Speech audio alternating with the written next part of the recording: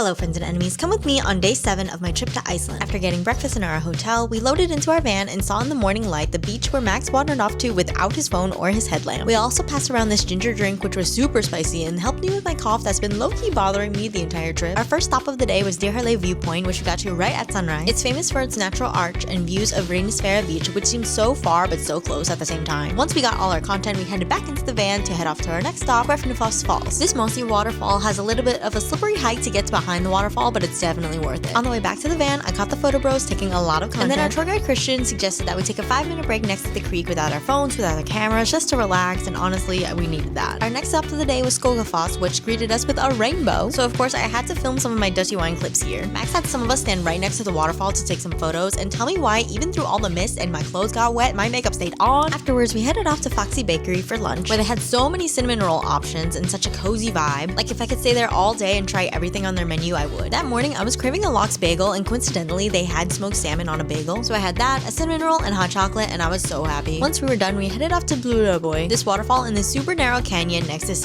Foss. Because it can get super slippery getting into that canyon and seeing the waterfall, I highly recommend bringing crampons. And then we headed off to our second to last stop of the day, Urriðafoss, which was super cold and super windy. Like I think it was the coldest place we went to. On our drive back to Reykjavík, we each wrote a thank you letter for Christian before we headed off into downtown Reykjavík for one last walking tour. It kind of felt surreal just being back because so much had happened since the last time we were here. Like it all felt really bittersweet and I didn't want this trip to end. But alas, all good things must come to an end, so we checked into our last hotel and then got ready for our farewell dinner at Café Loki. I think the universe overheard me that it was our last day in Iceland, because why did we see the northern lights right next to Hallgrímskirkja? I had Café Loki bookmarked as a place I wanted to visit, so I was like, oh, this is just so perfect. As we waited for our food, we all shared our favorite parts of the trip. Christian gave a toast and I'm pretty sure I almost cried. Even though we could choose whatever we wanted for this farewell dinner, we pretty much all ordered the same thing. Literally all of us got the lamb and potatoes, and honestly it was worth it because it was so good. I was a little different and got malt while everyone got applesin, but Jeremy let me try some of his, and then Christian told us that people sometimes actually mix malt and applesin, so I tried that. And honestly, it slapped a little bit. While Leo did some palm reading, Jeremy convinced Christian to say our trip's unofficial catchphrase. Slay mama, slay mama, slay mama. Yeah, slay mama. For dessert, we all got the rye bread ice cream, which was not what I expected, but also really good. And then we sang happy birthday to Max because it was the night before his birthday. After dessert, we said goodbye to Christian one last time, and then headed over to our new favorite bar for our one last round of drinks. Honestly, this whole trip was such a dream, and I'm so lucky to have been traveling with these people for the past few days. The French trip was a contest where Intrepid hand-selected each and every one of us. Like, all of us do really different content, but we meshed so well together. On the walk back to our hotel, we stopped in the middle of the street because it was midnight, and so we sang happy birthday to Max. And then we took a last couple photos and videos as a whole group to commemorate the end of the Intrepid 2026 friend trip. Like and follow for day 8.